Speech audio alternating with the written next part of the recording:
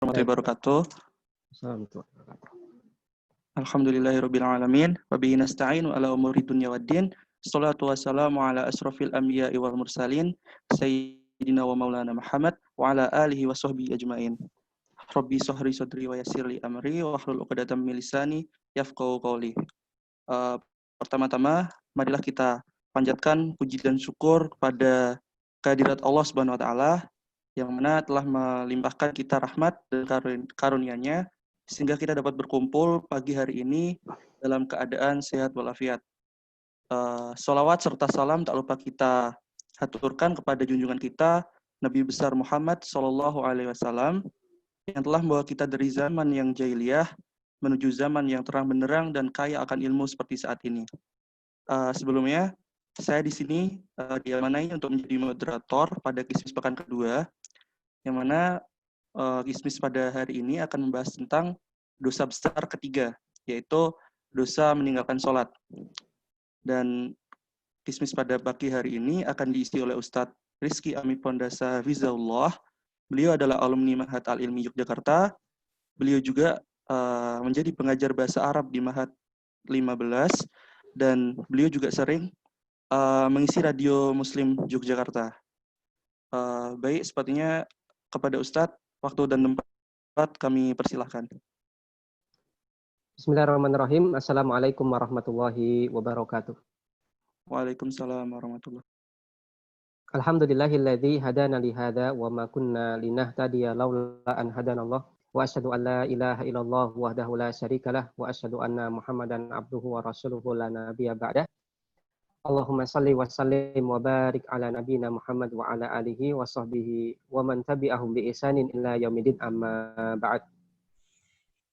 Kaum muslimin dan muslimah rahimani wa rahimakumullah. Alhamdulillah pada kesempatan yang mulia ini kita bisa berjumpa lagi dalam rangka untuk tafaqquh fiddin.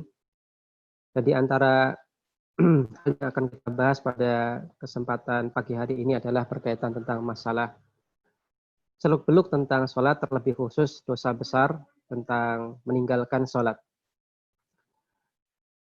Akhwatul iman wa akhwati ikhwatul iman wa akhwati fiddin rahimani wa rahimakumullah.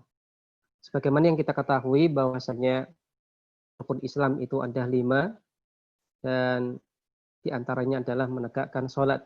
Sebagaimana hadis Nabi Shallallahu Alaihi Wasallam, bunyal Islamu ala khamsin, yang namanya Islam itu dibangun atas 5 hal.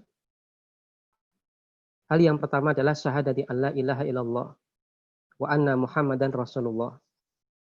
Adalah persaksian bahwasanya tidak ada ilah yang hak kecuali Allah, tidak ada sesembahan yang hak kecuali Allah, wa anna Muhammadan Rasulullah, dan sesungguhnya Muhammad adalah utusan Allah. Maka rukun Islam yang pertama adalah 2 kalimat syahadat.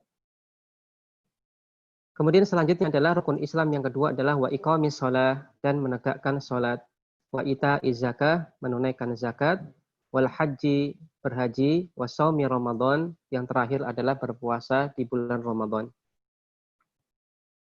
Maka Rasulullah Shallallahu Alaihi Wasallam jadikan salat itu sebagai hal yang kedua dari rukun Islam. Di mana rukun Islam yang pertama itu adalah berupa keyakinan dalam hati dan juga diucapkan dengan lisan, yaitu keyakinan bahwasanya tidak ada ilah yang hak kecuali Allah dan keyakinan bahwasanya Muhammad adalah utusan Allah. Yang kemudian keyakinan ini diucapkan dengan lisan, maka ini adalah bentuk ibadah hati dan ibadah lisan. Kemudian yang kedua adalah merupakan implementasi dari syahadatain, yaitu menegakkan sholat, yaitu sholat wajib 5 waktu. Maka sholat ini merupakan sebuah hal yang penting karena sampai dijadikan oleh Rasulullah Shallallahu Alaihi Wasallam ini sebagai rukun yang kedua dalam Islam. Dan Rasulullah Shallallahu Alaihi Wasallam juga mengatakan Ra'sul Amri al-Islam, yang namanya Ra'as secara bahasa artinya adalah kepala atau pemimpin. Dan yang dimaksud dengan Ra'as di sini adalah inti atau pokok urusan. Maka Ra'sul Amri al-Islamu, yang namanya pokok urusan seseorang itu adalah Islamnya. Apa yang dimaksud dengan Islam di sini? Maksudnya adalah ucapan syahadatain yang diiringi dengan keyakinan terhadap syahadatain tersebut. Maka urusan seseorang, pokok seseorang itu kita nilai dari keislamannya, yaitu tentang keyakinannya terhadap keesaan Allah dan juga keyakinannya terhadap Nabi Shallallahu Alaihi Wasallam yang itu diucapkan dengan lisan. Wa amuduhu as-salatu, dan tiangnya adalah salat. Wadir watu sanamihi al-jihadu, dan puncak dari ketinggiannya merupakan jihad fisabilillah. Maka dalam hadis yang mulia ini, Rasulullah Shallallahu Alaihi Wasallam menggambarkan dan mengkiaskan bahwasanya yang namanya sholat itu seperti tiang. Tentunya tiang dalam sebuah bangunan. Maka ibarat Islam ini adalah sebuah rumah, maka sholat itu adalah tiang-tiang rumah tersebut. Maka pondasinya itu adalah merupakan dua kalimat syahadat, kalimat syahadatain, kemudian yang namanya tiang-tiangnya itu adalah sholat. Yang tentunya apabila sebuah rumah tidak memiliki tiang, tentunya rumah ini tidak akan tegak dan tidak akan bisa dibangun atap di atasnya. Maka itulah sholat. Apabila sholat ini tidak ada pada diri seseorang, meskipun dia mengucapkan kalimat syahadat, maka tentunya Islam tidak akan tegak pada dirinya. Dan sampai-sampai Allah Subhanahu wa taala memerintahkan dengan khusus kaum mukminin untuk menjaga sholat-sholat 5 waktu, terutama sholat al-wusta. Di mana Allah Subhanahu wa taala katakan di dalam surat Al-Baqarah 238, "Hafidzu 'alas sholawat." Hendaklah kalian jaga as-sholawat, sholat-sholat. Maksudnya adalah sholat-sholat wajib, terutama adalah sholat-sholat wajib. Wassalatil wusta, terlebih khusus as-shalah al-wusta. Wa qumu lillahi qanitin, dan hendaklah kalian berdiri menghadap Allah Subhanahu wa taala ketika salat qanitina, dalam keadaan diam, dalam keadaan khusyuk. Maka Allah Subhanahu wa taala perintahkan kepada kita untuk hafidhu, hendaklah senantiasa menjaga alas sholawat, semua salat, terlebih khusus salat wajib. Maka ada perintah untuk menjaga. Apa yang dimaksud dengan menjaga di sini? Yang pertama adalah menjaga waktu-waktunya. Maka jangan sampai kita sholat di luar waktunya, atau bahkan mungkin sholat sebelum waktunya, atau mungkin sholat harusnya bisa tepat di awal waktu, kita akhirkan sholat di akhir waktunya. Kemudian juga kita jaga tentang syarat dan rukunnya dan wajib-wajib sholatnya. Begitu pula kita juga harus jaga tentang masalah keikhlasan dan juga kekhusyuan di dalam sholat. Maka itu kurang lebih yang dimaksud dengan hafidhu alas sholawat. Hendaklah kalian jaga sholat. Maka bukan hanya sekedar melaksanakan secara zahir ibadah sholat, tapi lebih dari itu. Kita harus jaga syarat, rukun, kemudian kekhusyuan, masalah keikhlasan, dan juga implementasinya ke dalam kehidupan kita pribadi. Dan Allah Subhanahu wa taala mengerucutkan lagi wassalatil wusta, dan lebih khusus hendaklah kalian jaga sholatil wusta, sholat pertengahan. Para ulama mentafsirkan bahwasanya yang dimaksud dengan sholatul wusta itu adalah sholatul asri, sholat asar. Maka Nabi Shallallahu Alaihi Wasallam mengatakan, barang siapa yang terluput darinya sholat asar, maka hapuslah amalannya pada hari itu. Atau bahkan dalam hadis yang lain, barang siapa yang terluput darinya sholat asar, maka seakan-akan hilang darinya dunia dan seisinya. Maka ini menunjukkan kepada kita bahwasanya sangat amat pentingnya dan juga sangat amat dimuliakannya sholat wusta, yaitu sholat asar, oleh Allah dan Rasulnya Shallallahu Alaihi Wasallam. Oleh karena itulah, hendaknya kita sebagai kaum muslimin untuk menjaga semua waktu sholat, terlebih khusus sholatul wusta. Meskipun kita tahu juga bahwasanya untuk sholat yang lain itu pun ada keutamaan. Jadi masing-masing waktu sholat itu punya keutamaan, punya keistimewaan. Nabi katakan untuk sholat subuh dan juga sholat isya, ini dijadikan sebagai tanda Ini orang munafik ataukah bukan? Karena kebiasaan di zaman Nabi Shallallahu Alaihi Wasallam, orang munafik itu tidak hadir sholat subuh dan sholat isya. Karena ketika itu tidak ada lampu, maka masjid itu masih gelap. Boleh jadi orang nggak ngerti siapa makmum di sebelahnya ataupun mungkin makmum di depannya, siapa kanan dan kirinya, kecuali tahu dari mungkin suaranya.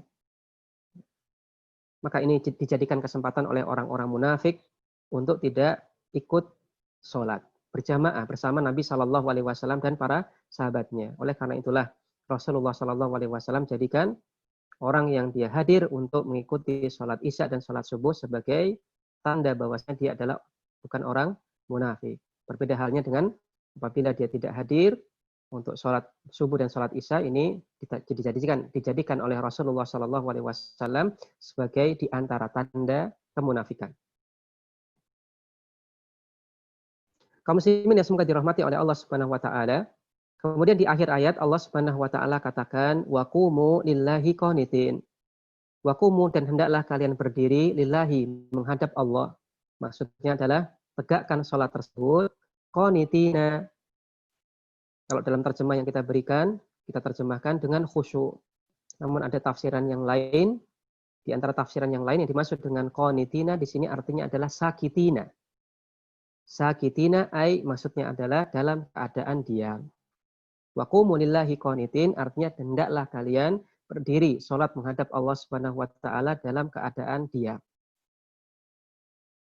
Karena di zaman Nabi Shallallahu alaihi wasallam ketika proses pensyariatan salat, maka di awal-awal pensyariatan salat itu orang masih diperbolehkan berbicara ketika salat.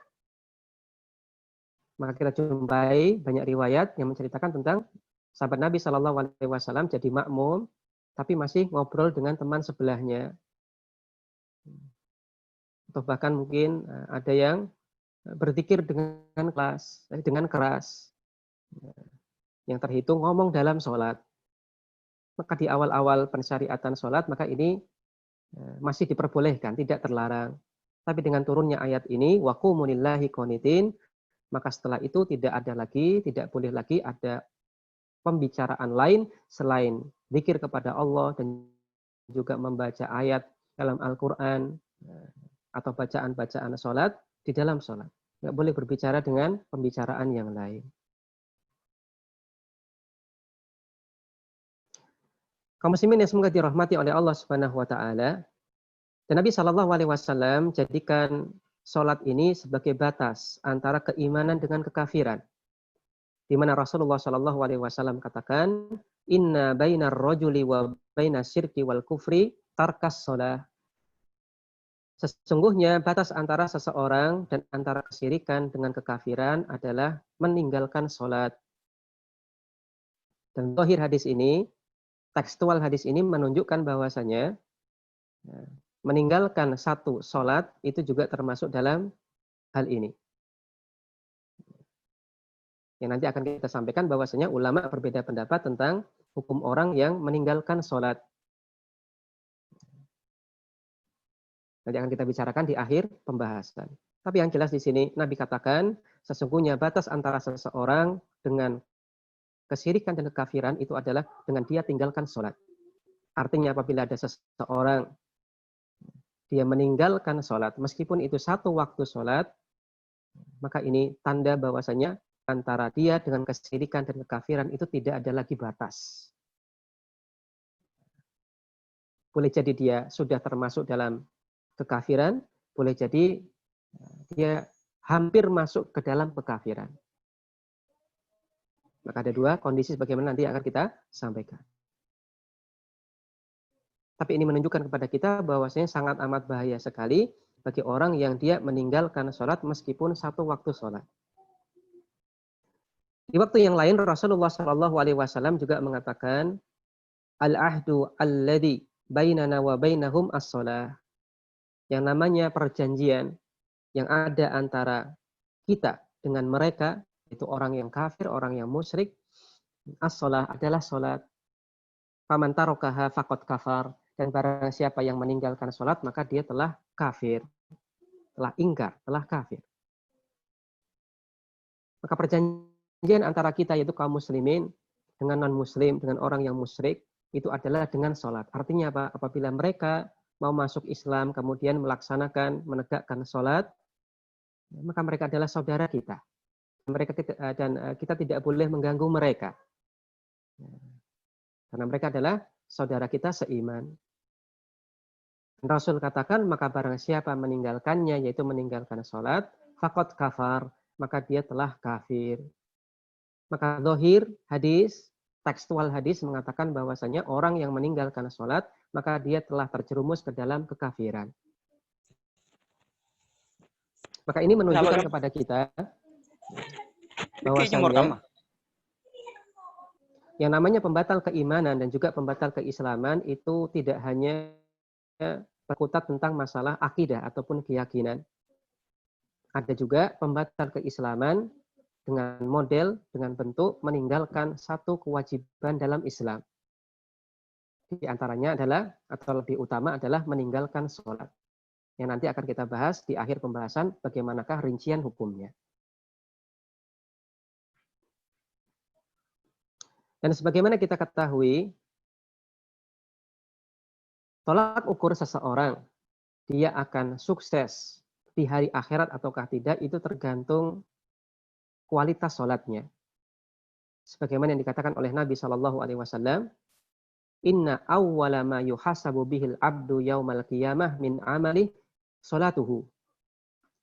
Sesungguhnya yang pertama kali yang akan dihisab dari seorang hamba pada hari kiamat, dari amalan-amalannya itu adalah kualitas sholatnya. Fa'in soluhat, apabila sholatnya itu soluhat bagus, baik, berkualitas. Dia jaga syarat, rukun, dan wajib-wajib sholatnya. Bahkan sunnah-sunnah sholat dia jaga. Dia pun ikhlas karena Allah Subhanahu wa Ta'ala ketika sholat. Maka Nabi katakan, faqad aflaha wa anjah. Maka sungguh dia beruntung dan sukses, berhasil.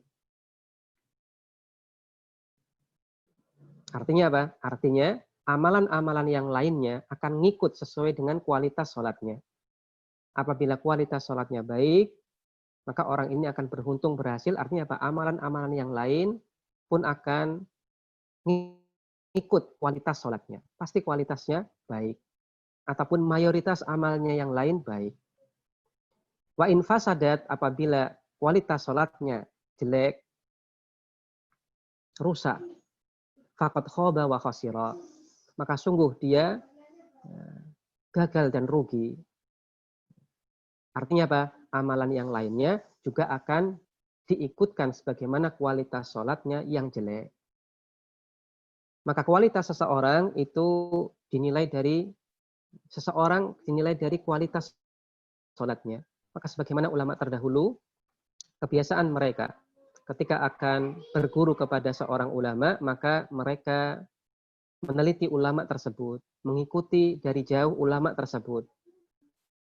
Dan di antara hal yang mereka nilai itu adalah tentang sholatnya. Apakah mereka menjaga sholat wajib, kemudian sholat sunnah, ataukah tidak. Apabila mereka jumpai calon guru mereka ini, kok perhatian sekali tentang masalah sholat, maka mereka akan lanjut untuk berguru kepada sang ulama tersebut. Tapi kok ternyata apabila setelah diteliti kok ini katanya ulama, tapi sholatnya tidak memperhatikan masalah rukun, tidak memperhatikan masalah wajib-wajib sholat, syarat-syarat sholat, atau mungkin sholat wajib dilakukan, tapi mungkin sholat sunnahnya ini kok malas-malesan dan seterusnya, maka mereka akan mundur, tidak jadi berguru kepada ulama tersebut, orang yang dianggap ulama tersebut. Maka betul-betul orang terdahulu, para ulama terdahulu betul-betul paham untuk menilai kualitas seseorang. Maka dinilai dari kualitas sholatnya. Maka begitu pula apabila kita menilai seseorang, maka hendaklah kita nilai dari kualitas ibadah sholatnya. Maka jangan sampai kita berteman dengan teman yang sholatnya kendor. Karena namanya teman ini pasti akan berpengaruh kepada perilaku kita dan juga berpengaruh kepada agama kita. Kemudian Nabi SAW melanjutkan sabdanya, fa in taqassa min faridati syai'un apabila min faridotihi, dalam sholat wajibnya itu, inta qasasaiun, ada sesuatu yang kurang, qala Rabbu azza wa jalla, maka Rabb azza wa jalla mengatakan, unzuru hal li abdi min tatawwu'in fayukammala biha man taqasa minal faridah thumma yakunu sa'iru amalihi ala dzalik. Maka apabila ada sesuatu yang kurang dalam salat wajibnya, maka Allah Subhanahu wa taala berfirman kepada malaikat, wahai para malaikat, silahkan lihat hambaku ini, dia punya pahala salat sunnah atau tidak. Yang mana pahala salat sunnah ini bisa menyempurnakan sesuatu yang kurang atau tidak sempurna dari salat-salat wajibnya. Maka ini menunjukkan kepada kita bahwasanya di antara fungsi sholat tatawwu, yaitu sholat sunnah, itu adalah bisa menambal, bisa menyempurnakan sesuatu yang kurang dalam sholat wajib yang kita lakukan. Oleh karena itulah, kita sebagai orang yang meyakini bahwasanya kita nggak pernah pede apakah sholat kita itu sempurna, apakah sholat kita itu diterima. Kalau berharap boleh. Saya berharap sholat saya diterima. Tapi untuk memastikan apakah sholat kita diterima, apakah sholat kita sempurna. Kalau sah, bisa kita lihat. Nah, kalau sah kita bisa lihat, bisa kita teliti. Oh, saya wudunya sah. Kemudian saya mengerjakan rukun sholat. Kemudian wajib-wajib sholat. Bahkan sunnah-sunnah sholat. Saya kerjakan semua. Dan saya berusaha khusyuk. Maka dianggap sholatnya sah. Tapi apakah ini betul-betul diterima oleh Allah Subhanahu wa taala atau tidak? Maka kita hanya bisa berharap. Tidak bisa kita pastikan pasti diterima oleh Allah Subhanahu wa taala. Nah, oleh karena itulah sebagai orang yang tidak bisa memastikan hal ini, tentunya dalam rangka untuk jaga-jaga, barangkali banyak sekali bolong-bolong dalam sholat wajib yang saya lakukan, kurang khusyuk, kadang-kadang ada rasa malas yang mengganggu sehingga saya sholat harusnya bisa awal waktu tapi saya agak mundurkan, saya kurang ikhlas dan seterusnya ketika sholat. Maka ini bisa ditambal dengan sholat sunnah yang kita lakukan. Maka pahala-pahala sholat sunnah ini bisa menambal kekurangan-kekurangan dari sholat wajib yang kita lakukan. Dan Nabi mengatakan, "Tsumma yakunu sa'iru amali ala dzalik." Kemudian seluruh amalannya akan dihisab seperti itu. Maka secara umum ini menunjukkan kepada kita bahwasanya amalan-amalan yang sunnah itu diantara fungsinya adalah bisa dijadikan sebagai penyempurna, penambal untuk amalan-amalan yang wajib yang tidak sempurna. Kaum muslimin dan muslimah rahimani wa rahimakumullah. Setelah kita bahas tentang urgensi sholat dan kedudukan sholat di dalam agama kita, yang dari sini kita bisa lihat betapa pentingnya yang namanya ibadah sholat, terlebih khusus sholat 5 waktu, sholat wajib. Kemudian kita akan bahas tentang bahaya meninggalkan sholat. Ayat yang pertama yang akan kita sampaikan adalah di surat Maryam ayat 59 sampai 60, di mana Allah Subhanahu wa taala katakan, "Fa khalafa min ba'dihim khalfun."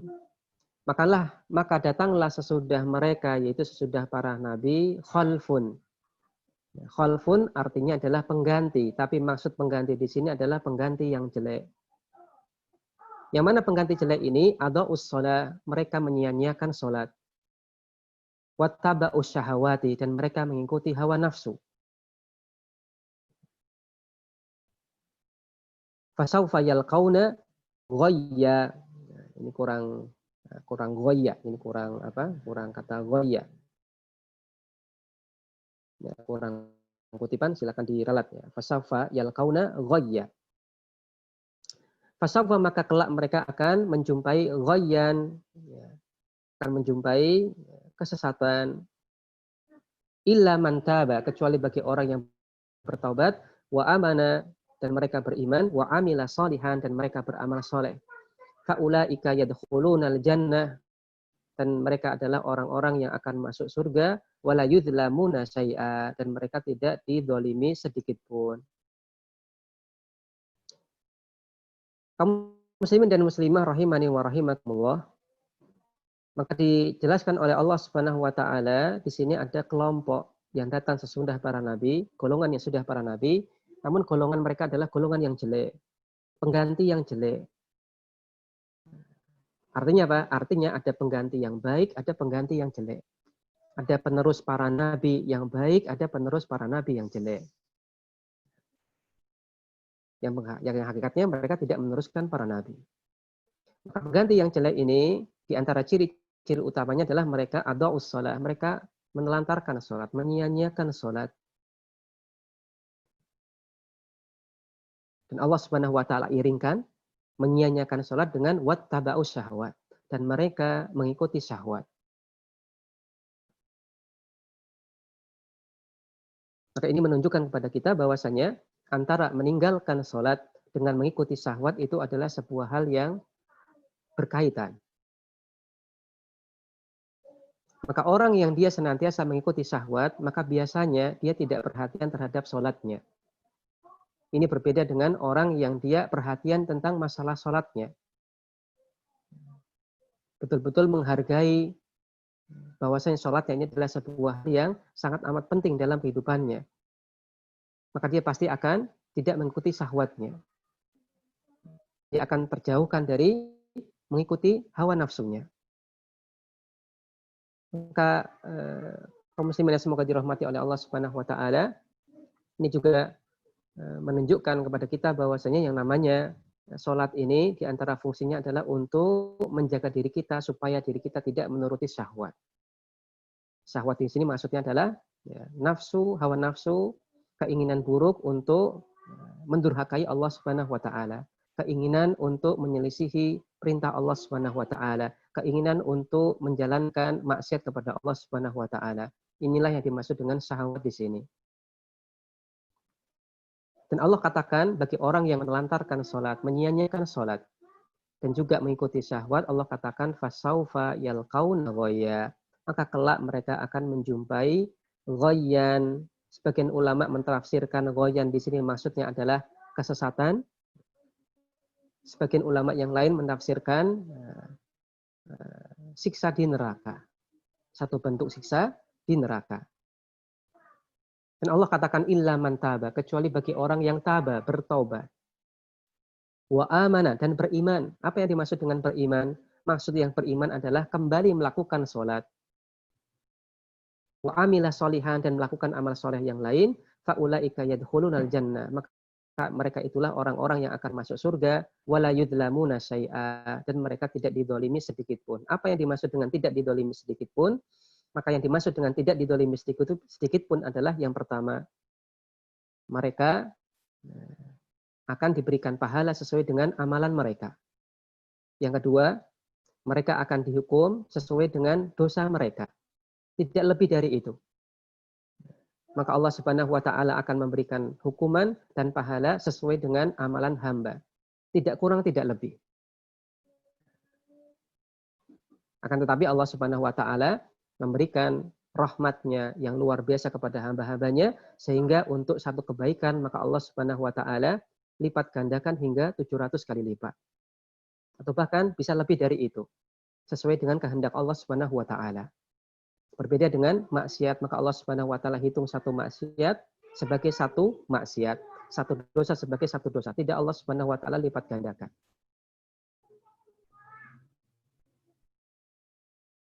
Kemudian Allah Subhanahu wa taala pun mengatakan di surat Al-Maun ayat 4 sampai 5. Allah katakan fawailun lil musallin. Maka wail, kecelakaanlah bagi orang yang salat. Maksudnya adalah alladzina hum an salatihim sahun. Itu orang-orang yang lalai dari salatnya. Apa yang dimaksud dengan lalai dari salatnya? Maka perlu kita perhatikan ada istilah as-sahwu fis shalah, ada istilah as-sahwu anis shalah. Ada dua istilah. Yang pertama adalah as-sahwu fis shalat, lalai dalam salat. Contohnya apa? Contohnya lupa rakaat. Ini lalai dalam salat, lupa rakaat, kemudian tadi lupa sudah tahiyat awal atau belum, dan seterusnya. Kemudian yang kedua adalah as-sahwu anis shalah, lalai dari salat. Di antara bentuknya adalah tidak sholat pada waktunya, disolat di luar waktunya. atau mungkin sholat di waktu terlarang, atau mungkin sholat tapi tanpa memperhatikan syarat dan rukunnya, atau mungkin bagi laki-laki harusnya dia sholat jamaah di masjid, dia tidak sholat jamaah di masjid tanpa ada udzur syar'i. Maka ini yang dimaksud dengan as-sahwu anis sholat, lalai dari sholat. Maka ada lalai dalam sholat, contohnya tadi lupa rokaat, kemudian lupa apa, ya wajar manusia bisa lupa, dan ini tidak 100% tercela. Namun as-sahwu anis sholat, maka ini 100% celah. Maka Allah Subhanahu wa taala katakan orang yang lalai dari sholatnya ada kecelakaan. Maka ini ada ancaman dari Allah Subhanahu wa taala, maka ini menunjukkan bagi orang yang lalai dari sholatnya maka termasuk dalam pelaku dosa besar. Dan Allah Subhanahu wa taala juga katakan di surat Al-Mudaththir. Allah Subhanahu wa taala katakan, qalu lam naku minal musallin. Itu mereka para penghuni neraka Sakor menjawab ketika ditanya oleh para malaikat, kenapa kalian kok bisa masuk sini? Maka penghuni neraka Sakor menjawab, lam naku minal musallin. Kami dulu tidak termasuk orang-orang yang mengerjakan sholat. Walam naku nud'imul miskin. Kami juga tidak termasuk orang-orang yang memberi makan orang-orang miskin. Wa kunna nakhudu ma'al khaidin. Dan dulu kami ikut orang-orang yang membicarakan yang batil. Wa kunna nukadzibu biyaumiddin. Kami adalah dulu orang-orang yang termasuk mendustakan hari pembalasan. Hatta atanal yakin. Sampai datanglah kepada kami kematian. Famalahum anitadzkirati mu'ridin. Maka tidak berguna lagi bagi mereka syafaat dari orang-orang yang memberikan syafaat.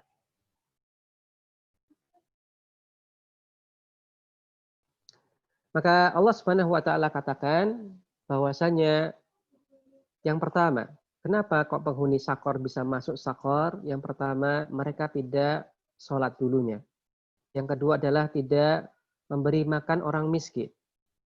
Kemudian mereka ikut-ikutan orang membicarakan hal-hal yang batil. Kemudian yang selanjutnya adalah mereka mendustakan hari pembalasan.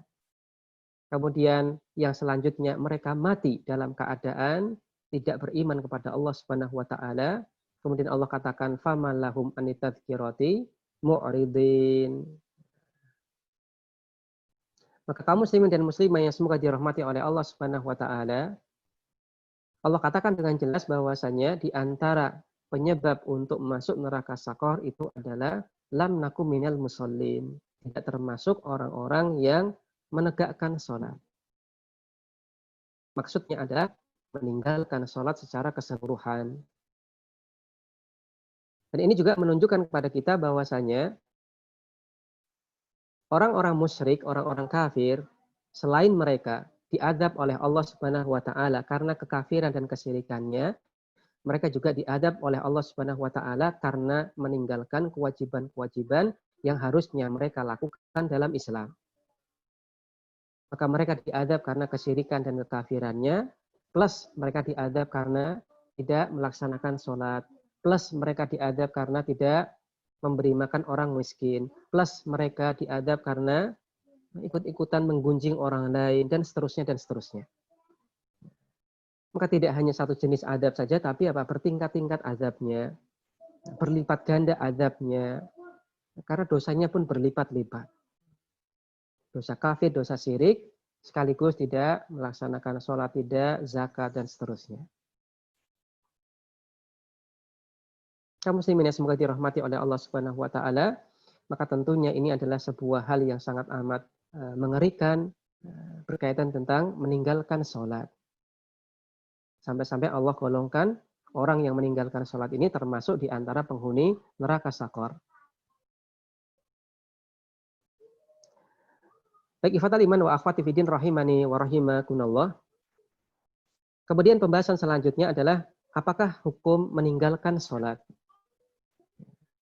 Yang mana kita akan bahas di sini ada beberapa perkataan ulama berkaitan tentang hukum meninggalkan sholat. Yang pertama adalah apabila seorang meninggalkan sholat sambil meyakini, dia masih yakin bahwasannya sholat itu tidak wajib. Dia yakin sholat itu tidak wajib. Dia tinggalkan sholat dan dia yakini bahwasanya sholat itu tidak wajib. Orang yang seperti ini statusnya adalah kafir, murtad, kafir, keluar dari Islam dan statusnya adalah orang kafir. Dan ini adalah ijma ulama. Ulama sepakat bagi orang yang dia meskipun mungkin syahadat, kemudian melakukan rukun Islam yang lain, tapi dia mengingkari wajibnya sholat, kemudian dia tidak laksanakan sholat, maka orang ini telah keluar dari Islam. Berdasarkan ijma ulama. Kemudian bentuk yang kedua adalah apabila ada orang yang dia meninggalkan sholat secara totalitas. Sama sekali nggak sholat wajib. Tapi alasannya adalah karena malas. Atau tahawunan, meremehkan kewajiban sholat. Namun dia tetap yakin bahwasanya sholat ini adalah wajib. Maka ulama berbeda pendapat. Maka sebagian berpendapat bahwasanya pelakunya ini belum keluar dari keislaman, belum kafir. Tapi dia melakukan dosa besar.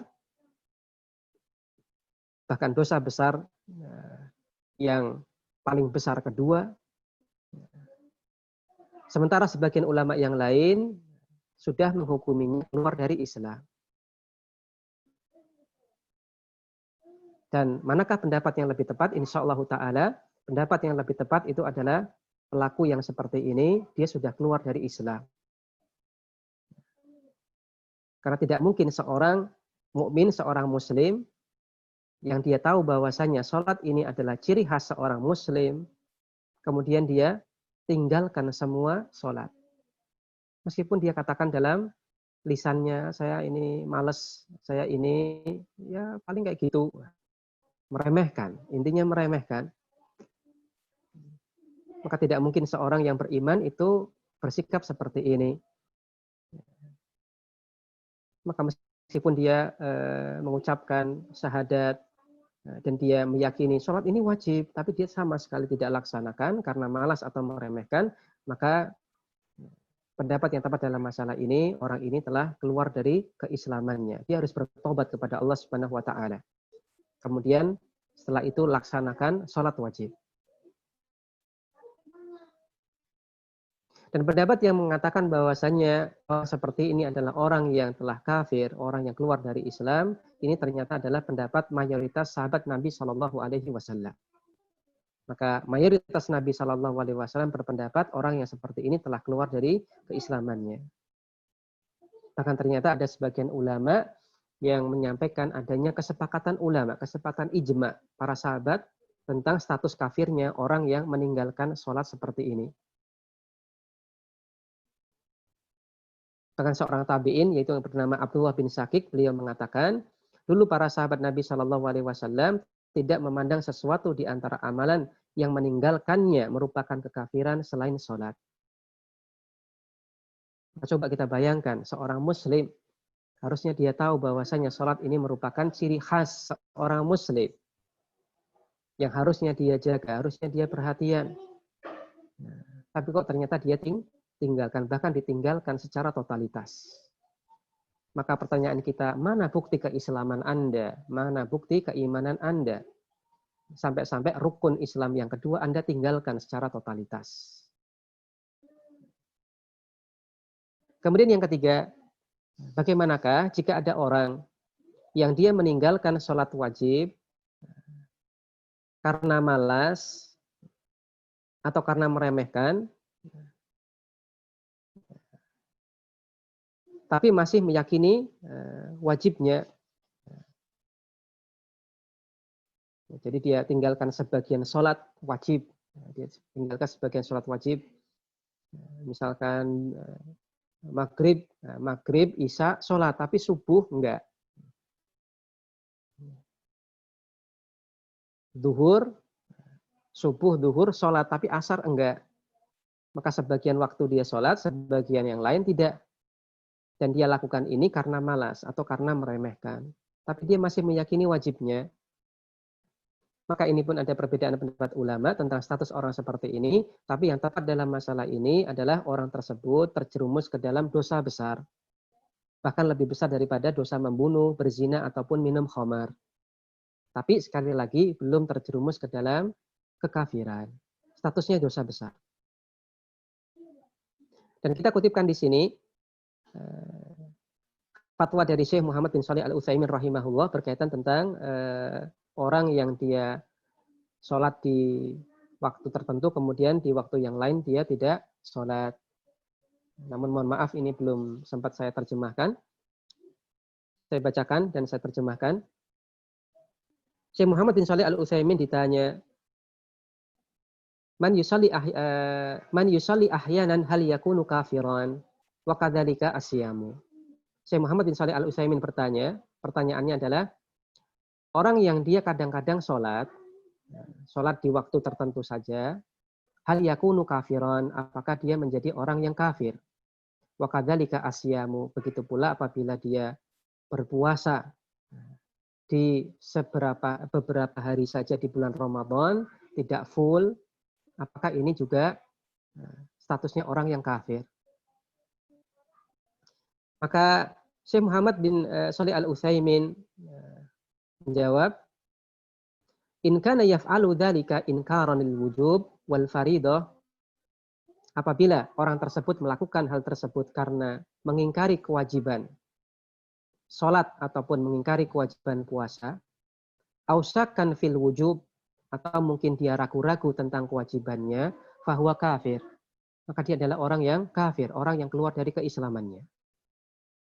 Maka perhatikan di sini, apabila ada orang yang mengingkari kewajibannya, kewajiban sholat, kewajiban puasa Ramadan, atau mungkin ragu-ragu tentang wajibnya puasa dan wajibnya sholat, maka orang tersebut telah keluar dari keislamannya meskipun mungkin dia melaksanakan sholat, dia melaksanakan puasa Ramadan. Tapi gara-gara keyakinannya ini bermasalah, maka dia keluar dari keislamannya.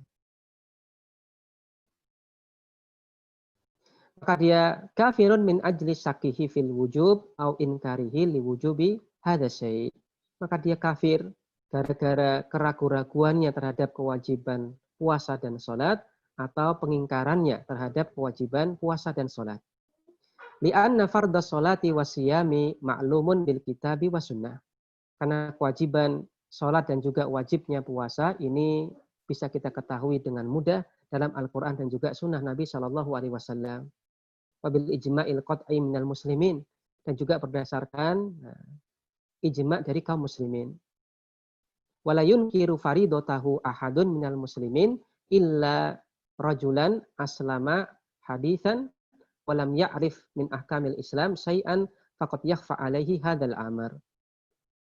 Maka tidaklah mengingkari kewajiban ini seorang pun di antara kaum muslimin.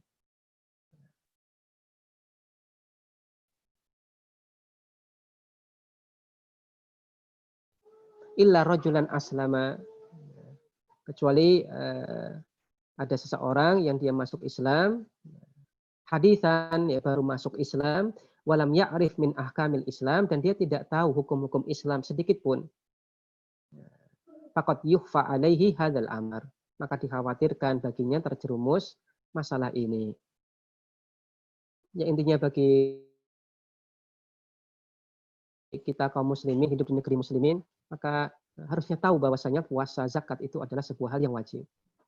Ini berbeda halnya dengan apabila ada orang yang dia mungkin tidak kenal Islam, kemudian baru masuk Islam, maka boleh jadi dia nggak ngerti karena keterbatasan informasi yang sampai padanya, ataupun keterbatasan ustadz ataupun yang lain yang ada di daerahnya, sampai-sampai dia nggak ngerti kalau ya puasa itu wajib, kemudian sholat itu wajib.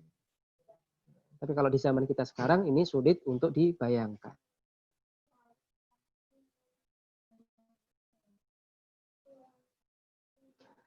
Wa huwa mukirun bi wujubil jami'i fahadha fihi imma idza kana yatruku ba'da shalawat aw ba'da ayyami Ramadan falaysa bikafir. Maka apabila dia masih meyakini tentang wajibnya puasa dan sholat tersebut,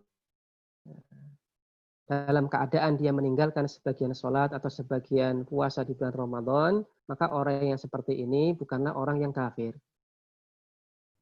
Fala yukfaru bitarki ba'dil ayyam, dan dia tidak dikafirkan gara-gara tidak sholat di sebagian hari di bulan Ramadan. Bal yakunu khilafun bisunnah bitarki sholah. Khilafun, maaf ya. Bal yakunu khilafun, maaf ini agaknya lewat ke bawah. Bal yakunu fasikon. Bal yakunu fasikon. Akan tetapi dia termasuk dalam orang yang fasik. Khilafun binisbati litarki sholat. Ini berbeda dengan orang yang meninggalkan sholat. Maka orang yang meninggalkan sholat, ini apabila dia meninggalkan sholat secara totalitas, masih meyakini wajibnya sholat, maka sebagaimana yang tadi kita sampaikan, yang tepat dalam masalah ini adalah dia telah keluar dari keislaman. Beda dengan puasa Ramadan. Kalau puasa Ramadan, orang masih meyakini puasa itu wajib, namun dia tidak puasa, mungkin tidak puasa di bulan Ramadan full mungkin, maka ini masih termasuk dalam fasik, orang pelaku dosa besar. Bukan termasuk dalam kekafiran. Berbeda dengan sholat. Kalau sholat ditinggalkan semuanya, meskipun dia meyakini wajibannya, maka ini termasuk pembatal keislaman. Walakini sholatu hiyallati natakallamu anha. Akan tetapi untuk masalah sholat yang kita bicarakan di sini, maka kita katakan hal yukfaru bitarfki faridotin wahidatin au faridotaini aula. Apakah orang tersebut dikafirkan gara-gara meninggalkan satu sholat wajib saja atau dua sholat wajib saja atau tidak? Maksudnya apabila ada orang dia meninggalkan sebagian waktu sholat wajib, apakah dia sudah kafir atau belum? Maka al-qailuna bi takfiri tariki shalah ikhtalafa al-ulama. Maka ikhtalafa al-ulama, ulama berselisih pendapat tentang status kafirnya yang seperti ini. Walladhi yadharuli, dan yang nampak bagiku annahu la yukfar atau la yakfuru. Yang nampak bagiku adalah orang yang seperti ini tidak kafir illa idza taraka shalah tarkan mutlaqan, kecuali apabila dia meninggalkan salat secara mutlak. Bimakna annahu kana la yusalli, maksudnya adalah sama sekali enggak salat.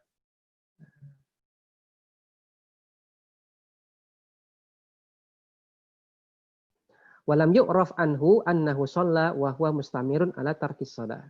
Dan sama sekali tidak diketahui dia itu pernah salat dan dia senantiasa meninggalkan salat. Fa amma idza kana ahyanan yusalli wa ahyanan la yusalli, namun apabila orang tersebut kadang-kadang salat, kadang-kadang tidak, maka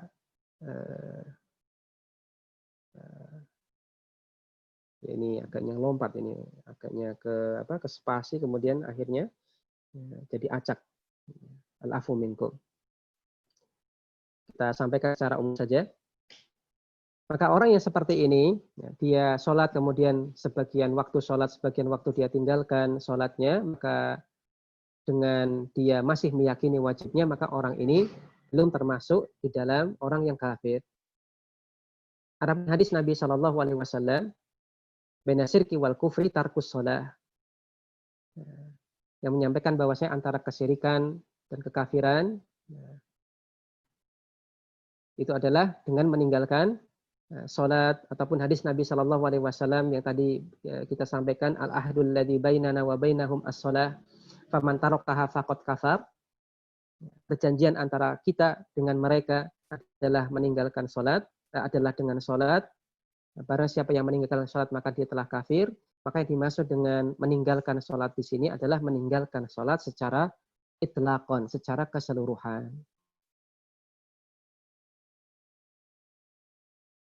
Sebaliknya, apabila meninggalkan sholatnya ini hanya sebagian waktu sholat, maka dia termasuk dalam golongan pelaku dosa besar, namun tidak termasuk dalam pembatal keislaman. Belum batal Islamnya.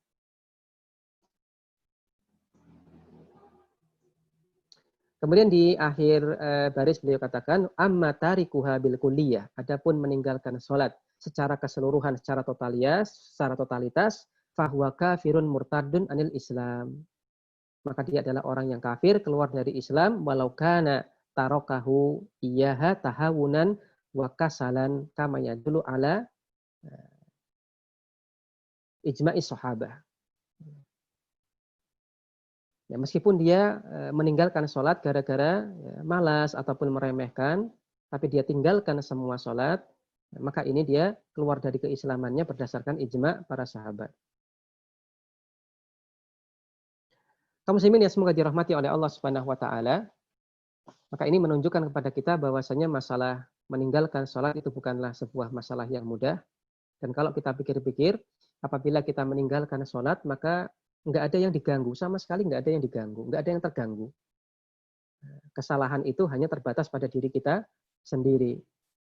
Tapi ternyata di sini Allah Subhanahu wa taala dan Rasulnya jadikan ini sebagai masalah yang besar. Karena sholat ini adalah hak Allah Subhanahu wa taala. Dan hak Allah Subhanahu wa taala tentunya adalah sebuah hak yang sangat amat besar nilainya dibandingkan dengan hak manusia, hak hamba. Oleh karena itulah apabila kita meninggalkan satu sholat, maka ini kita sudah melakukan satu bentuk dosa besar. Meskipun kita nggak mengganggu orang lain. Karena tolak ukur ini dosa besar ataukah tidak, ini adalah dengan penilaian dari Allah dan Rasulnya, bukan penilaian dari pribadi-pribadi kita sendiri. Baik, demikian yang bisa kita sampaikan pada kesempatan kali ini. Kita cukupkan, barangkali di antara teman-teman yang ingin bertanya, kami persilakan. Wassallallahu ala nabiyina Muhammad wa ala alihi washabihi wasallam. Oke, baik Ustadz, terima kasih. Bagi teman-teman yang mau bertanya, silakan bisa raise hand, atau kalau nggak bisa reaction, atau kalau malu bisa ke chat aja. Silakan teman-teman yang mau bertanya.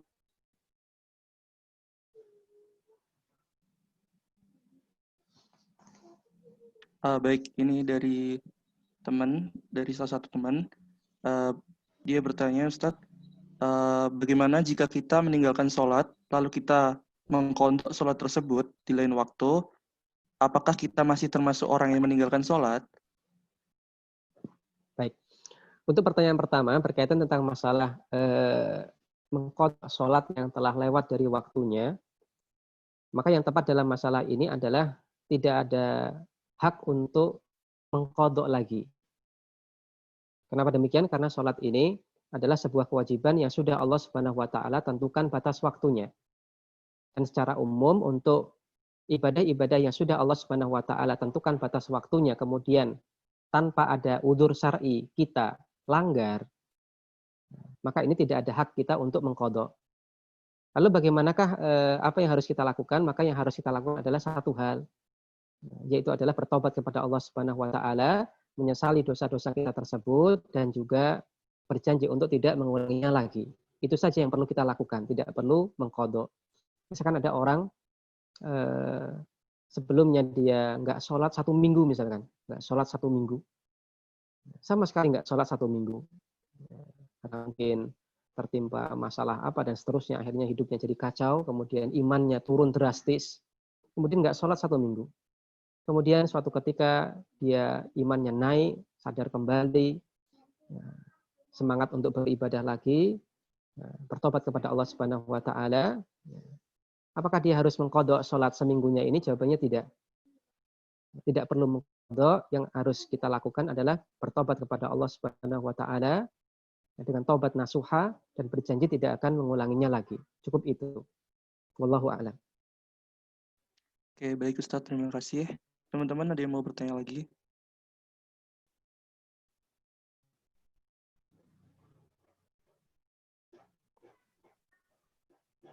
Bisa di reaction atau lewat chat. Ini ada lagi Ustadz. Bismillahirrahmanirrahim. Jika satu keluarga memiliki banyak anggota laki-laki dan pada hari Jumat karena COVID-19 mereka tidak sholat Jumat, malahan mereka sholat sendiri-sendiri, Bagaimana hukumnya ya Ustadz? Ya, berkaitan tentang masalah kondisi kita sekarang ini, apakah kita sholat di masjid terutama untuk laki-laki, apakah kita tetap sholat di masjid ataukah kita sholat di rumah? Maka tentunya ini adalah kasuistik dalam artian memungkinkan untuk timbul beda pendapat dan juga tiap daerah itu mungkin beda-beda keadaannya. Tapi ala kulli hal, kalau seandainya kita khawatir bahwasanya kita akan terkena madorot dengan kita pergi ke masjid dan madorotnya ini juga madorot yang nggak nampak, ya, tapi real itu adalah madorot, maka secara umum ini adalah faktor untuk jadi udzur untuk seorang laki-laki tidak ikut hadir berjamaah di masjid. Artinya apa? Di rumah. Tapi tentunya sekali lagi tiap daerah beda-beda. Kalau ada daerah yang mungkin ya bisa diatasi kasus COVID-nya ini belum sampai ke situ mungkin ataupun mungkin tapi dalam persentase yang rendah dianggap masih aman untuk pergi ke masjid, maka masih ada tetap kewajiban untuk hadir ke masjid. Tapi kalau seandainya seperti di Jogja ini maka ada beda sikap, sebagian masih saya lebih memilih untuk tetap di rumah atau sebagian lain yang memilih saya milih untuk kembali ke masjid, maka ini adalah insyaallah taala pilihan masing-masing karena kondisinya juga naik turun, fluktuatif kondisi kita sekarang ini, maka tidak bisa kita pukul rata bagaimana yang harus kita lakukan. Ala kulli hal kalau seandainya lebih memilih untuk sholat di rumah, maka lebih bagus apabila tetap dilaksanakan secara berjamaah. Secara berjamaah. Jangan sampai kita sholat sendiri.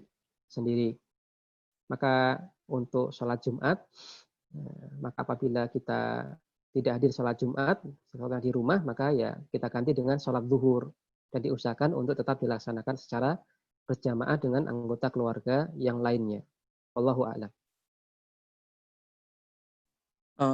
Baik Ustadz, ini ada pertanyaan lagi. Bagaimana jika seorang perempuan tiba-tiba haid di waktu sholat zuhur, misalnya jam 1, sedangkan dari waktu azan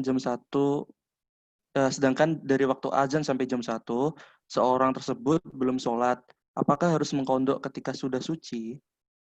Baik. Untuk masalah sholat, ini tidak ada kewajiban untuk mengqadha. Ini berbeda dengan puasa. Sebagaimana yang disampaikan oleh Aisyah radhiyallahu anha ketika beliau ditanya, kenapa kok apabila wanita itu haid wajib mengqadha puasanya, namun tidak perlu mengqadha sholat.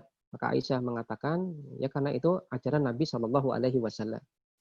Maka ini menunjukkan kepada kita bahwasanya untuk masalah mengqadha seperti ini berbeda antara sholat dan puasa. Kalau kejadian sebagaimana yang tadi disampaikan, antara adzan zuhur sampai jam 1 dia belum sholat, kemudian kok haid, maka ini termasuk sesuatu hal yang dimaafkan insyaallah ta'ala. Tapi tentunya dengan catatan, dia rentang waktu antara adzan dengan waktu sholatnya ini dia baru bisa sholat jam 1, ini bukan dalam rangka ya, menunda-nunda waktu sholat, tapi mungkin ada ya alasan syar'i, entah mungkin ada kesibukan ataupun mungkin dia istirahat sebentar, apalagi dia adalah seorang perempuan, wanita yang tentunya tidak wajib untuk datang ke masjid, maka ini rukhsahnya juga lebih banyak, maka insya Allah tidak termasuk dalam dosa insya Allah ta'ala. Maka tidak perlu mengganti ataupun mengqadha sholatnya. Baik.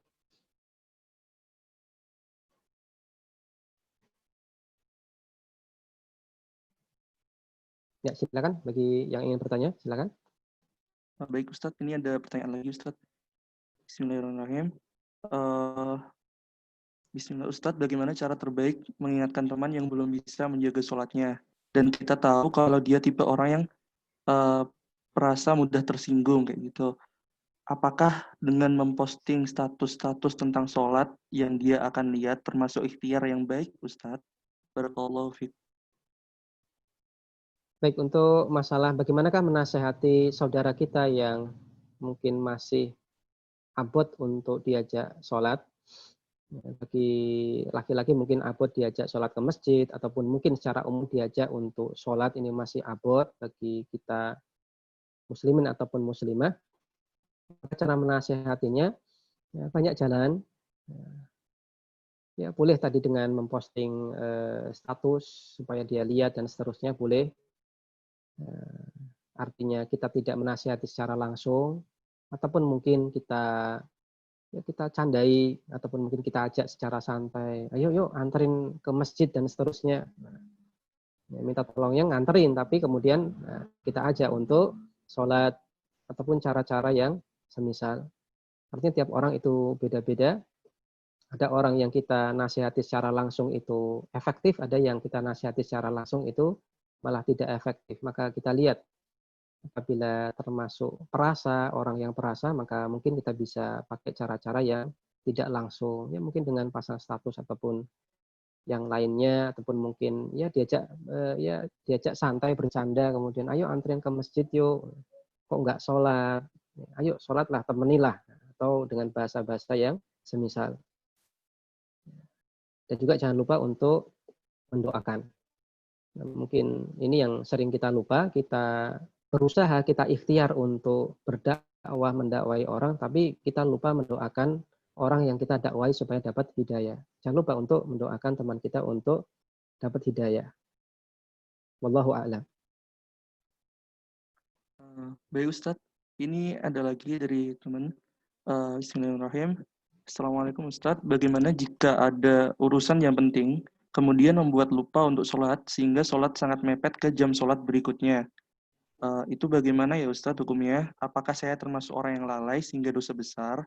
Dan bagaimana cara untuk bertaubat dari dosa tersebut? Baik, berkaitan tentang masalah aja keperluan sehingga ini kita akhirkan sholat dari waktu seharusnya, maka dilihat kalau kepentingannya memang kepentingan yang sangat penting dan tidak bisa kita tinggalkan, maka ini termasuk dalam udzur untuk kita, bahkan udzur untuk membuat kita berhak untuk menjamak sholat. Maka para ulama mengatakan bahwasanya apabila kita memang punya keperluan dan itu adalah keperluan real dan tidak bisa kita tinggalkan, dan itu harus keluar dari waktu sholat yang seharusnya, kita berhak untuk menjamak sholat. Misalkan seorang dokter, dia harus mengoperasi selama beberapa jam misalkan, dan nggak ada pengganti, dan harus dia yang operasi. Maka ada beberapa waktu sholat yang mungkin ini terlewatkan, maka dia berhak untuk menjamak sholat. Contoh yang lain misalkan satpam, dia harus jaga di depan, karena memang shiftnya jaga dan tidak ada yang bisa diajak gantian misalkan. Maka ketika jamnya jaga, ya sudah jaga. Terus gimana Ustaz kalau misalkan kelewat waktunya sholat dan seterusnya, maka dia bisa menjamak sholatnya. Maka zuhur dengan asar, maghrib dengan isya, maka boleh dia jamak. Kemudian dari yang ditanyakan tadi, apabila memang keperluannya itu adalah keperluan yang sangat urgen dan juga dia bukan orang yang bermudah-mudah dalam mengulur-ulur waktu sholat, maka insya Allah Ta'ala ketika dia sholat di akhir waktunya ini tidak termasuk dalam dosa besar yang kita bicarakan di sini. Karena boleh jadi ya memang harus dilakukan ketika itu. Tapi wallahu alam ini tentunya jawaban yang umum.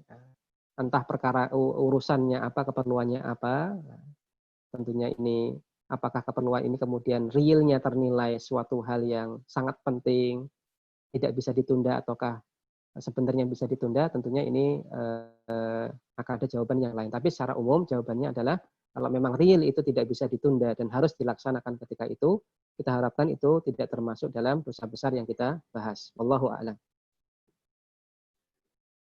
Baik, terima kasih Ustadz. Selanjutnya, Bismillahirrahmanirrahim. Assalamualaikum Ustadz. Bagaimana tips agar seorang laki-laki itu bisa sholat di masjid secara terus-menerus? Maksudnya apa namanya, tips agar seorang laki-laki itu nggak meninggalin sholat di masjid, Ustaz? Baik, tips supaya kita sebagai laki-laki bisa rutin untuk berjamaah di masjid. Yang pertama adalah tentunya harus punya ilmu dulu, sadar betul bahwasanya yang namanya sebuah eh, di antara sebuah kewajiban seorang laki-laki itu adalah berjamaah di masjid. Meskipun ya ada pendapat lain dalam masalah ini, tapi yang tepat dalam masalah ini adalah kita sebagai laki-laki wajib untuk sholat berjamaah di masjid. Tahu ilmunya dulu dan juga perdalam masalah itu dan juga perdalam apa hukuman-hukuman ataupun akibat-akibat apabila kita lalaikan hal ini. Kemudian yang kedua adalah masalah teman. Ya, cari teman, ya, orang yang bisa ngajak kita apabila kita imannya lemah ataupun turun, bisa menggandeng kita untuk ngajak kita ke masjid, untuk menegur kita supaya kita tetap ke masjid. Karena pengaruh teman, keluarga itu sangat amat menentukan untuk masalah keistiqomahan kita untuk ke masjid. Dan juga yakinlah bahwasanya dengan Anda pergi ke masjid, maka juga Anda telah menyebarkan syiar Islam. Karena di antara syiar Islam itu adalah dengan orang bisa melihat, oh ini pada berjamaah ke masjid. Ya.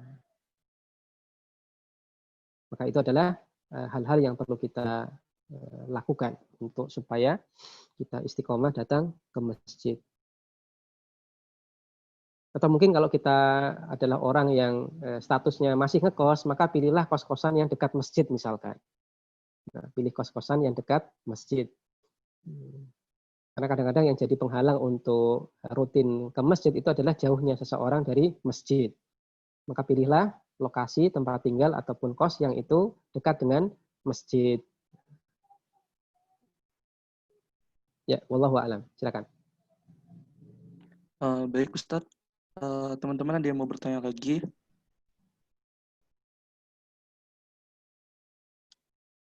Silakan bisa di chat atau bisa reaction.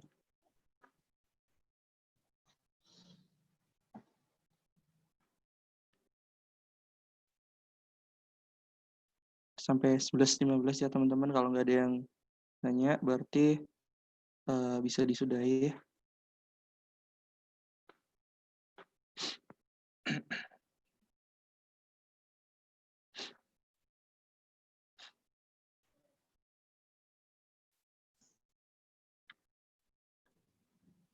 Baik Ustadz, ini ada yang bertanya kembali. Bismillahirrahmanirrahim. Assalamualaikum warahmatullahi wabarakatuh. Ustadz, izin bertanya. Bagi perempuan, ketika berada di akhir-akhir haid, terkadang kita tidak tahu apakah sudah selesai atau belum. Karena terkadang ketika sudah mandi besar, sudah sholat, nanti keluar darah lagi meskipun sedikit. Bagaimana apabila ternyata haid sudah berhenti tetapi baru mandi besar setelah melewati satu waktu sholat karena menunggu haid selesai, apakah termasuk meninggalkan sholat, Ustadz? Kemudian apa yang harus dilakukan? Terima kasih. Baik. Sedikit tambahan untuk tadi pertanyaan sebelumnya masalah apa tips supaya kita sebagai laki-laki itu rutin untuk ke masjid. Saya tambahkan tips berikutnya. Bisa dengan kita ikut jadi takmir masjid. Nah, maka ini adalah cara yang ampuh supaya kita sebagai laki-laki tetap konstan untuk istiqomah sholat berjamaah di masjid. Kemudian untuk pertanyaan berikutnya tadi yang disampaikan berkaitan tentang masalah kasus haid. Ya, untuk para wanita ini memang wajar sering terjadi seperti ini. Ya, dikira sudah selesai, nah, kemudian mandi kok tiba-tiba datang haid lagi, dalam artian masih ada, mohon maaf, darah bercak darah coklat, dan memang itu adalah darah haid bukan darah istihadhah yang keluar, maka tentunya dia statusnya masih haid. Bagaimana kalau ada seorang wanita yang nunggu waktu sampai suci, nah, dipastikan dulu, memastikan supaya dia betul-betul suci, kemudian dia sholat. Nah, apakah ini termasuk dalam meninggalkan sholat? Maka jawabannya bukan. Nah, karena apa? Karena sepanjang kita tidak yakin bahwasanya kita selesai dari haid, Nah, maka itu adalah suatu hal yang dalam artian masih meragukan, ini suci apa belum ya? Ini masih ragu-ragu, maka ini bisa jadi alasan untuk kita tidak sholat dulu. Jadi alasan untuk kita tidak sholat dulu. Karena tentunya apabila ternyata kita sholat, kalau kita masih haid, tentunya sholatnya nggak sah. Maka harus dipastikan dulu. Harus dipastikan bahwasanya haidnya itu selesai. Tapi tentunya wanita punya kebiasaan hari. Biasanya kok haidnya itu selesai 8 hari misalkan. 8 hari. Ya, kok ini 8 hari kok masih keluar. Kemudian silakan dilihat itu darahnya apakah betul darah haid ataukah darah yang lain, darah istihadah. Kalau itu adalah memang darah haid, maka statusnya masih haid. Tapi kok ternyata darahnya itu kok darah bukan haid, warnanya lain, sifat encernya lain dan seterusnya, maka insya Allah Ta'ala itu bukan darah haid, itu adalah darah istihadah dan tetap harus mandi besar kemudian dia sholat meskipun masih keluar darah istihadah. Wallahu a'lam. Baik, terima kasih Ustadz. Ini ada lagi Ustadz. Bismillahirrahmanirrahim. Ustadz, saya ingin bertanya, seorang suami itu lebih utama jadi imam sholat jamaah di rumah atau sholat berjamaah di masjid? Terima kasih Ustadz. Baik. Seorang suami, apakah dia lebih utama jadi imam untuk sholat berjamaah di rumah ataukah dia sholat di... Maka untuk kondisi normal, maka dia lebih utama untuk sholat di masjid. Nah, lebih utama sholat di masjid. Adapun untuk anggota keluarganya yang di rumah, maka bisa disiasati. Nah, siasatnya bagaimana? Boleh seorang suami pergi ke masjid, jamaah di masjid, kemudian nanti dia pulang, kemudian jadi imam untuk anggota keluarganya yang lain. Maka ini diperbolehkan. Maka status sholatnya suami di rumah itu adalah sholat sunnah. Adapun makmumnya, anggota keluarga yang lain, ini statusnya sholat wajib. Maka ini diperbolehkan. Bagaimana yang dilakukan oleh sebagian sahabat Nabi Shallallahu Alaihi Wasallam. Ada sebagian sahabat yang di suatu waktu mengimami di suatu tempat, kemudian balik ke kampungnya, kemudian mengimami di kampungnya. Maka dia jadi imam di dua tempat untuk waktu sholat yang sama. Untuk waktu sholat yang sama.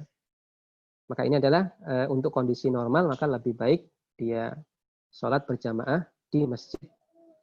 Kemudian dia pulang, kemudian mengimami anggota keluarganya.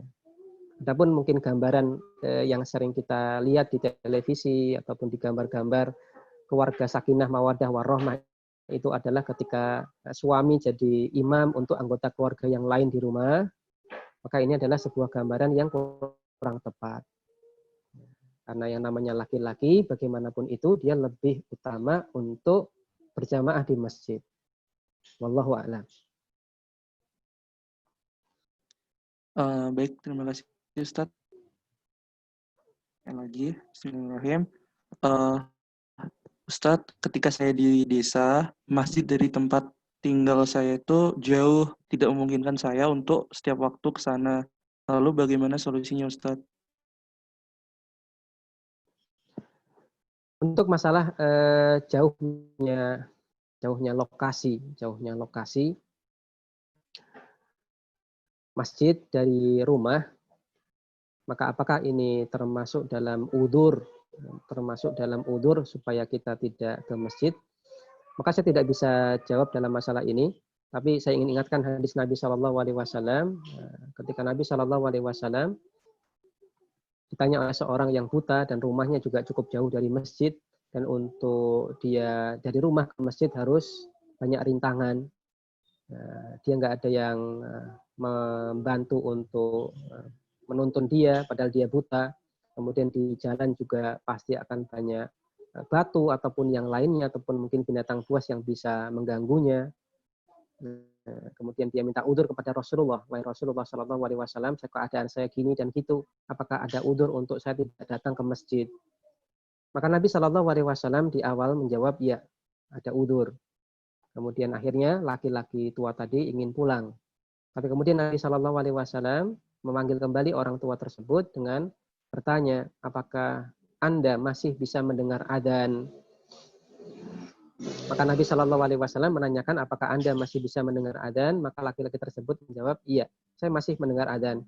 Kemudian Nabi Shallallahu Alaihi Wasallam meralat jawabannya, idan ajib. Nabi katakan, idan ajib. Jika demikian, silahkan penuhi panggilan adzan. Artinya apa? Silahkan Anda tetap datang ke masjid.